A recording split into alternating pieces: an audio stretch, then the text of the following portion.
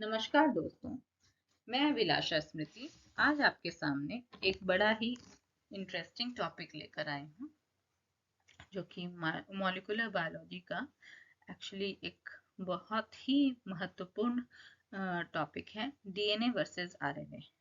तो आइए देखते हैं क्या डिफरेंस है दोनों बायोमॉलिक्यूल में। जो डीएनए और आरएनए होता है, ये वो फंडामेंटल मॉलिक्यूल्स होते हैं जो लाइफ को पॉसिबल बनाते हैं और इनके जेनेटिक्स में बहुत ही डिस्टिंक्ट रोल्स होते हैं। आइए हम विस्तार से देखते हैं इनके रोल्स को। तो एक सवाल, सबसे पहला सवाल ये होता है कि आखिर ये डीएनए और आरएनए होते क्या है। इनके फुल फॉर्म को हम आगे पढ़ेंगे, पर पहले हम ये जान लें कि आखिर ये डीएनए और आरएनए होते क्या है। तो ये न्यूक्लिक एसिड्स होते हैं। न्यूक्लिक एसिड्स एक ऐसे बायोमॉलिक्यूल्स होते हैं जो कि जेनेटिक इंफॉर्मेशन को कैरी करते हैं। जेनेटिक इंफॉर्मेशन क्या हुआ?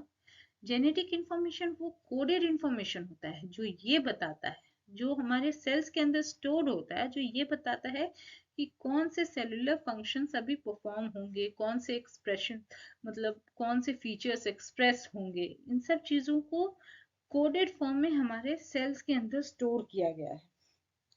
वो हमारे न्यूक्लिक एसिड्स के अंदर स्टोर होते हैं। तो न्यूक्लिक एसिड्स एक्चुअली बनते किस चीज के हैं? तो न्यूक्लिक एसिड बेसिकली पॉलीमर्स होते हैं, रिपीटिंग मोनोमर यूनिट्स के, जिनको क्या कहते हैं हम? न्यूक्लियोटाइड्स।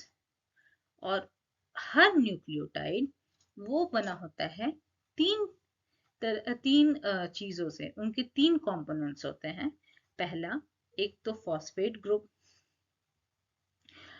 दूसरा ये पेंटोज शुगर, और तीसरा होता है ये नाइट्रोजनस बेस। आइए देखते हैं नाइट्रोजनस बेसिस के बारे में। जो नाइट्रोजनस बेसिस होते हैं वो बेसिकली दो तरह के होते हैं। एक होता है प्यूरीन, जो कि डबल रिंग स्ट्रक्चर जो होता है, जो आप यहाँ देख रहे हैं हमारे सामने। एडेनिन और ग्वानिन जो होते हैं, इनके ये प्यूरिन्स होते हैं, इनके डबल रिंग स्ट्रक्चर्स होते हैं। और पिरीमिडीन्स, पिरीमिडीन्स के अंदर तीन आते हैं, साइटोसिन, थायमिन एंड यूरासिल। मैं इसके बारे में एक विस्तार से एक दूसरा वीडियो लेकर आऊंगी। अगर जो डीएनए होता है उसके अंदर जो नाइट्रोजनस बेसेस होते हैं वो होते हैं adenine, guanine, cytosine and thymine. जबकि आरएनए में जो एक डिफरेंट नाइट्रोजनस बेस होता है वो होता है यूरासिल, जो कि थाइमिन को रिप्लेस करके बनता है। मतलब आरएनए में थाइमिन की जगह पर यूरासिल प्रेजेंट होता है।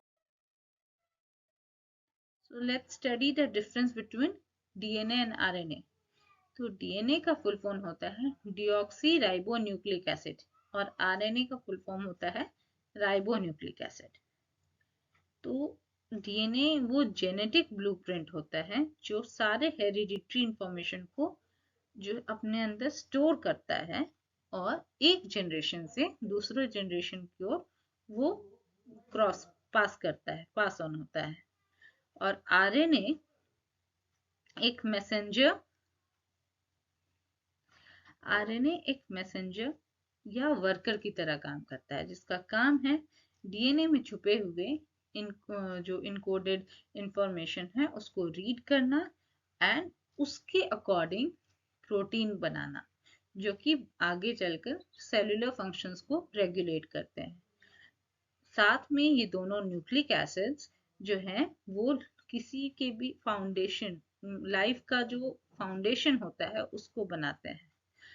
जैसे उनके जेनेटिक सिस्टम को, उनके ग्रोथ को, उनके सेलुलर फंक्शंस को, इन सब चीजों को डिसाइड करते हैं कि एज इन कोई इंसान टॉल होगा, शॉर्ट होगा, ये सारी चीजें एक्सप्रेस कैसे होती हैं। ये सारी इंफॉर्मेशन हमारे जीन्स में, सॉरी, हमारे डीएनए में स्टोर होते हैं एंड उनको एक्सप्रेस करता है हमारा आरएनए, उसको एक्सप्रेस करने में हेल्प करता है through the formation of protein. Now let's study the structural difference between DNA and RNA. So DNA is basically a double helix in most of the organisms, ठीक है, and RNA is mostly single stranded. Okay, so जो ये double helix होता है ये DNA को stability provide करता है. डीएनए के स्ट्रक्चर में जो नाइट्रोजनस बेसेस होते हैं, जैसे मैंने पहले बताया, वो होते हैं adenine, guanine, cytosine and thymine. जबकि आरएनए के स्ट्रक्चर में जो नाइट्रोजनस बेसेस होते हैं वो होते हैं adenine, guanine, cytosine and uracil. और डीएनए में होते हैं thymine. Okay, now let's discuss the difference between the sugar backbone. तो जो जैसा डीएनए का नाम बताता है, डीऑक्सी राइबोस, तो डीएनए में जो राइबोस शुगर यूज होता है वो उसके इस कार्बन पर जो हाइड्रोक्सिल ग्रुप होता है, हाइड्रोक्सिल ग्रुप की जगह पर सिर्फ हाइड्रोजन होता है. एक हाइड्रोक्सिल ग्रुप यहाँ मिसिंग होता है. और राइबोज में जो कि आरएनए में प्रेजेंट होता है वहां एक एक्स्ट्रा हाइड्रोक्सिल ग्रुप होता है. इस हाइड्रोक्सिल ग्रुप के कारण जो आरएनए है, यानी राइबोज के कारण जो आरएनए है वो लेस स्टेबल होता है, क्योंकि ये रिएक्टिव हो जाता है, ये ज्यादा रिएक्टिव हो जाता है, और वहीं डीएनए वो मोर स्टेबल होता है. ठीक है, ये एक बहुत ही छोटा सा डिफरेंस वैसे तो देखने को है, बट इसका जो है डीएनए के इन मॉलिक्यूल्स के लॉन्गिटिविटी, स्टेबिलिटी और उनके फंक्शनल कैपेबिलिटीज पे बहुत बड़ा असर पड़ता है. Now let's see the difference between the nitrogenous bases. तो डीएनए में, जैसे मैंने पहले बताया था, डीएनए में जो नाइट्रोजनस बेसिस प्रेजेंट होते हैं वो होते हैं adenine, guanine, cytosine and thymine. और आरएनए में जो नाइट्रोजनस बेसिस होते हैं वो होते हैं adenine, guanine, cytosine and uracil. Uracil में एक मिथाइल ग्रुप जो होता है वो मिसिंग होता है, जो कि थाइमीन में प्रेजेंट होता है, जिसके कारण जो इस मिथाइल ग्रुप के कारण जो डीएनए होता है वो ज्यादा स्टेबल होता है, और वहीं ये आरएनए जो होता है वो लेस स्टेबल होता है. अब चलिए थोड़ा बेस पेयरिंग्स के बारे में जानते हैं. जो डीएनए होता है उसमें जो बेस पेयर्स होते हैं वो हमेशा एडेनिन हमेशा पेयर करता है थाइमिन के साथ, एंड साइटोसिन पेयर करता है गुआनिन के साथ. जबकि आरएनए में जो बेस पेयरिंग होती है वहाँ एडेनिन पेयरिंग की पेयरिंग होती है यूरासिल के साथ, और साइटोसिन की पेयरिंग होती है गुआनिन के साथ. एडेनिन की पेयरिंग थाइमिन के साथ 2 हाइड्रोजन बॉन्ड्स के साथ होती है, और जबकि साइटोसिन की पेयरिंग गुआनिन के साथ 3 हाइड्रोजन बॉन्ड्स के साथ होती है.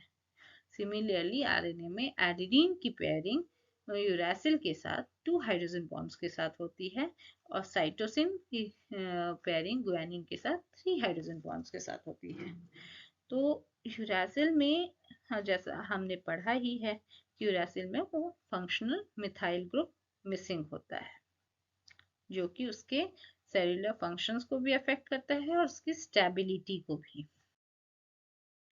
Now let's see the difference between the location and length. तो डीएनए जो होता है वो बेसिकली न्यूक्लियस और माइटोकॉन्ड्रिया में पाया जाता है, जबकि आरएनए वो न्यूक्लियोलस में पाया जाता है, और फिर बाद में वो साइटोप्लाज्म में आ जाता है. डीएनए वो एक्सट्रीमली लॉन्ग होता है, 2 मीटर तक हो जाता है अगर वो डीएनए पैक्ड होता है सेल के अंदर. तो और जबकि आरएनए होता है वो few hundred to few thousand bases तक ही उसकी साइज हो सकती है. डीएनए कॉइल्ड, बहुत ज्यादा टाइटली कॉइल होकर वो क्रोमोसोम फॉर्म करता है, एक कॉम्पैक्ट फॉर्म, जो अगर डीएनए का बताया जाए तो वो क्रोमोसोम हो सकता है. और इसमें जो है ये तो बहुत छोटे छोटे से होते हैं, स्मॉलर साइज होता है, जिससे कि जेनेटिक मैसेजेस जो है बहुत छोटे छोटे से जेनेटिक मैसेजेस भी एक्सप्रेस हो जाते हैं. So let's see the difference between the blueprint versus messenger and builder. तो डीएनए का जो रोल होता है वो क्या होता है, stores and replicate genetic information from for inheritance and long term cell function. DNA का काम है कि वो जेनेटिक इंफॉर्मेशन को बहुत लंबे टाइम तक स्टोर करता है, जिससे वो इनहेरिट हो सके मतलब हम एक जनरेशन से दूसरे जनरेशन की ओर पास ऑन कर सकते हैं। वाइल जो आरएनए होता है वो डीएनए को ट्रांसक्राइब करता है मींस डीएनए में जो छुपे हुए कोड होते हैं उनको ट्रांसक्राइब करता है, मींस उनसे आरएनए का एमआरएनए का फॉर्मेशन करता है। देन उसको ट्रांसलेट करता है प्रोटीन में, एंड देन जो कि एक्टिवली रेगुलेट करता है इस तरह से वो जीन एक्सप्रेशन को। सेकेंडली एक चीज हम जानते हैं, जो डीएनए से जो आरएनए बनने का एमआरएनए बनने का प्रोसेस है उसको हम कहते हैं ट्रांसक्रिप्शन, और एमआरएनए से जो प्रोटीन बनने का प्रोसेस है उसको हम कहते हैं ट्रांसलेशन।